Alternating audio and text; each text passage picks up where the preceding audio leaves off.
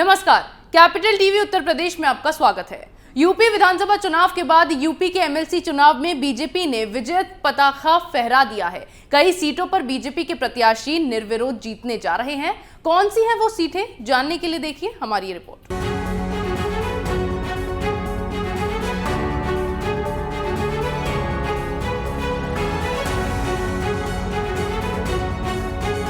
UP विधानसभा चुनाव में BJP ने प्रचंड बहुमत के साथ जीत दर्ज की थी और अब विधानसभा चुनाव के बाद विधान परिषद चुनाव में भी बीजेपी कमाल करने जा रही है। कई सीटों को बीजेपी निर्विरोध फतह करने वाली है, यानी बगैर लड़े ही बीजेपी इन सीटों पर जीतने जा रही है। दरअसल कई सीटों पर बीजेपी प्रत्याशियों का ही नामांकन वैध पाया गया है। वहीं नामांकन वैध न पाए जाने पर विपक्षियों का नामांकन खारिज कर दिया गया है, जिस कारण बीजेपी निर्विरोध इन सीटों पर जीत दर्ज करेगी, जिसमें मिर्जापुर, हरदोई, मथुरा, एटा, बुलंदशहर और लखीमपुर की सीट शामिल है। चलिए आपको हम विस्तार से बताते हैं।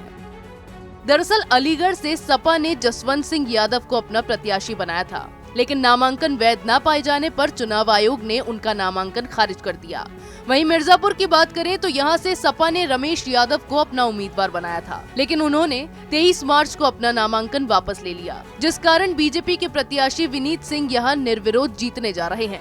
अब बात हरदोई की कर लेते हैं। तो हरदोई में सपा ने रजीउद्दीन को अपना प्रत्याशी बनाया था, लेकिन उन्होंने नामांकन वापसी के आखिरी दिन अपना नामांकन वापस ले लिया, जिस कारण यहां से बीजेपी प्रत्याशी अशोक अग्रवाल निर्विरोध चुनाव जीत रहे हैं। वहीं बात बदायूं की करें तो सपा ने यहां विनोद कुमार शाक्य को अपना प्रत्याशी बनाया था, लेकिन उन्होंने भी अपना नामांकन वापस ले लिया, जिस कारण यहां से बीजेपी प्रत्याशी बागीश पाठक निर्विरोध चुनाव जीत गए हैं। अब बात कर लेते हैं बुलंदशहर की। तो बुलंदशहर में 4 प्रत्याशी मैदान में थे, जिसमें सपा के साथ ही रालोद ने सुनीता को अपना उम्मीदवार बनाया था।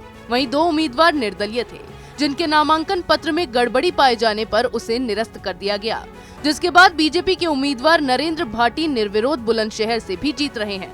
अब बात एटा, मथुरा, मैनपुरी सीट की कर लेते हैं।